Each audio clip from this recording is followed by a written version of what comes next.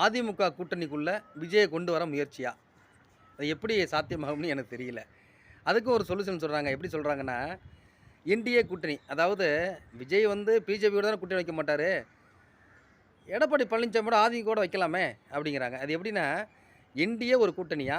NDA வந்து பார்த்தீங்கன்னா, BJP தலைமையில ஒரு கூட்டணி. அதாவது டிடிவி தினகரன், நம்ம ஓபிஎஸ், கிருஷ்ணசாமி, ஜான் பாண்டியன் இவங்க இந்த மாதிரி பாமக உட்பட வந்தா பாமக, இல்லன்னா தேமுதிக இந்த மாரி கட்சிகள் இங்கிட்டு வந்தா, என்டிஏ கூட்டணி ஒரு கூட்டணியா?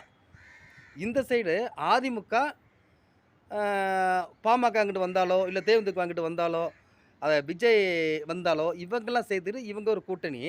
இந்த கூட்டணியும் என்டிஏ கூட்டணியும் வந்து கூட்டணி வச்சுக்குமா.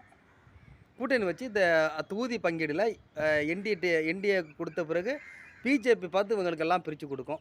இந்த சைடு பார்த்தீங்கன்னா, இவரு வந்து எடப்பாடி பழனிசாமி மத்த இவங்கள சார்ந்து வர கூட்டணிக்கு பிரிச்சு குடுப்பாரு.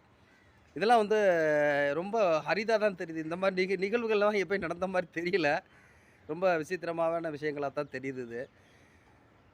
2 ஒரு கூட்டணி, ஒரு கூட்டணியில 2 பிரிவு. அந்த 2 பேருக்கும் கூட்டணி. அதை சார்ந்து வரவங்களுக்கு கூட்டணி. இது கொஞ்சம் புதுசா தான் இருக்கு. அ நடந்தா சந்தோஷம் தான். பட் ஆனா இந்த கூட்டணிக்குள்ள விஜய் வருவாருன்னு இவங்க நினைக்கிறது வந்து சாத்தியம் இல்ல. ஆனா எடப்பாடி பழனிசாமி தொடர்ந்து முயற்சி பண்ணிட்டே இருக்கிறாருங்கிறதுல எந்த மாற்று கருத்தும் இல்ல. ஏன்னா அவருக்கு தெரியும். விஜய் நம்ம கூட வந்தா மட்டும் தான் திமுகவ வீழ்த்த முடியும்னு அவருக்கு தெரிஞ்சிருக்கு. ஆனா ஒண்ணு பாருங்க, இத தெரிஞ்ச எடப்பாடி பழனிசாமிக்கு நம்ம கட்சியே பிரிஞ்சு கிடக்க, அந்த கட்சியெல்லாம் சேர்த்தாலே வந்து நம்ம ஜெயிக்கலாமான்னு ஏன் நினைக்க மாட்டேங்கிறாரு பாருங்க. அதிகாரம் எவ்வளோ தல தூக்குது பாருங்க. ஜெயிக்கணுங்கிற ஆசை இருக்குது. ஏன் நம்ம அணிகளே பிரிஞ்சு கிடக்குதே. கேசிபி பழனிசாமி இங்கிட்டு தனியா கிடக்குறாரு.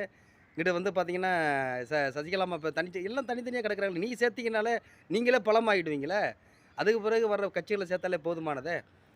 இருக்கிறவங்கள நீங்க பிரிச்சு விட்டு, இல்ல வரமாட்டேன்னு சொல்றவங்கள போய் தொங்கிட்டு நிக்கிறது தான். இது ஒண்ணு வரலாற்றுல நடக்கிற சம்பவங்கள் தான். இதில ஒண்ணும் எதுவும் குறைச்சு சொல்றதுக்கு இல்ல. எடப்பாடி பழனிசாமி ஒருவேளை விஜய வந்து கொண்டு வந்தாருன்னா, கூட்டணில கொண்டு வந்தாருன்னா, ஒரு பெரிய வெற்றி கிடைக்க வாய்ப்பு இருக்கு. அதில எந்த மாற்று கருத்தும் இல்ல. முதல்ல அவரு சுய பரிசோதனை செய்ய வேண்டும்.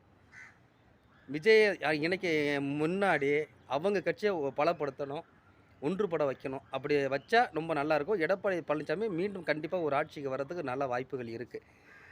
ஒரு முதலமைச்சரா இருக்காரு. அடுத்த இதிலேயே எதிர்க்கட்சி தலைவரா இருக்காரு. இன்னொரு முதலமைச்சர் அப்படின்னா, உண்மையிலேயே அவர் அதிமுகவுல மிகப்பெரிய ஒரு பொறுப்புல இருந்தார் அப்படிங்கிறத எனக்கு தெரிஞ்சு எம்ஜிஆர், ஜெயலலிதாவுக்கு அடுத்தது எடப்பாடி கண்டிப்பா பேசப்படுவார். அந்த இடத்துக்கு அவர் வரலாம். அதுக்கான வாய்ப்புகள் இருக்கு. ஆனா கொஞ்சம் விட்டு குடுக்கணும்.